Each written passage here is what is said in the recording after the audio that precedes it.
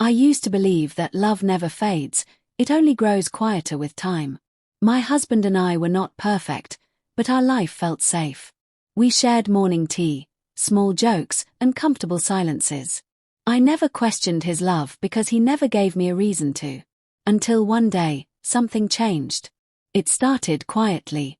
He stopped asking about my day. His replies became short, his smiles forced.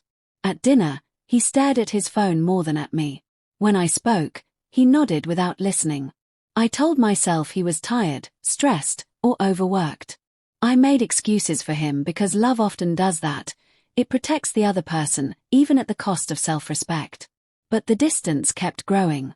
He came home late without explanations. His phone was always locked, always face down. If I asked simple questions, he became irritated. "Why do you doubt me?" he would say, turning the blame toward me. Those words hurt more than silence. At night, we slept on the same bed but felt miles apart. I stared at the ceiling, replaying every conversation in my head, wondering what mistake I had made. Was I too quiet? Too emotional? Too boring? I searched myself for faults that could explain his coldness. I tried harder. I dressed better, cooked his favorite meals, smiled even when my heart felt heavy. But nothing changed. In fact, the more I tried, the more distant he became. It felt like loving him was pushing him away. One evening, I asked him directly, "Have I done something wrong?" He sighed, annoyed. "You're overthinking again." That answer broke something inside me. Because when love turns into irritation, it leaves the other person questioning their worth. I wasn't asking for romance, I was asking for honesty. But honesty was the one thing missing from our home. I began to feel lonely in my own marriage. And loneliness, when shared with someone who sleeps beside you, is the most painful kind. The silence between us became louder than arguments. Every unanswered question echoed in my mind.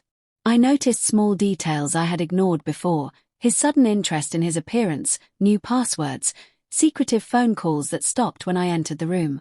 I didn't want to believe what my heart was whispering.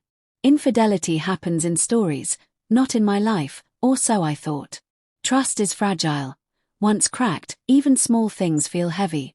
One afternoon, I found a receipt in his pocket. It was for coffee at a place he had never mentioned. 2 cups. My hands trembled as I held it. I wanted to confront him immediately, but fear stopped me. What if I was wrong? What if I destroyed my marriage with suspicion? Instead, I stayed silent.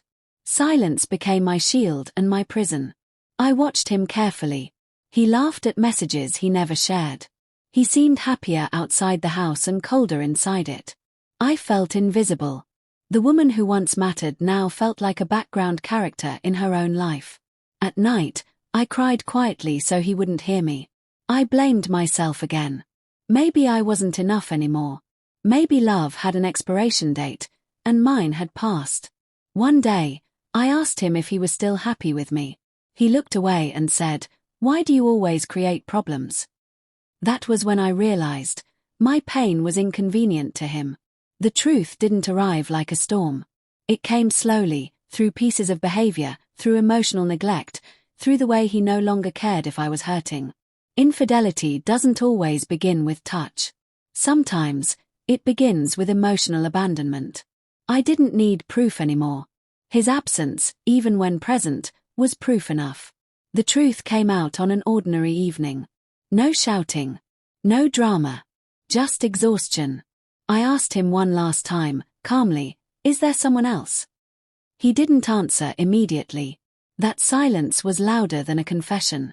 When he finally spoke, his words were careful, almost emotionless. He said he felt understood elsewhere. That he didn't plan for it to happen. That it just happened. Those words cut deeper than anger ever could. I didn't scream. I didn't cry in front of him. I felt numb. Years of shared memories collapsed into a single moment of betrayal. I realized that while I was fighting for our marriage, he was already living outside it. What is my fault? I asked quietly. He had no answer. That was the most painful part. There was no clear mistake, no single failure. I wasn't perfect, But I wasn't unfaithful. His choice was his own. That night, I understood something important.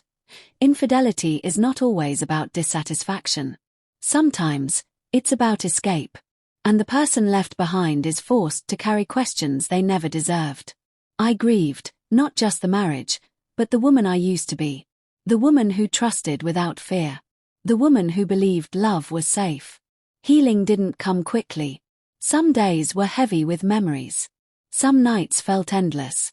But slowly, I began to rebuild myself, not for him, but for me.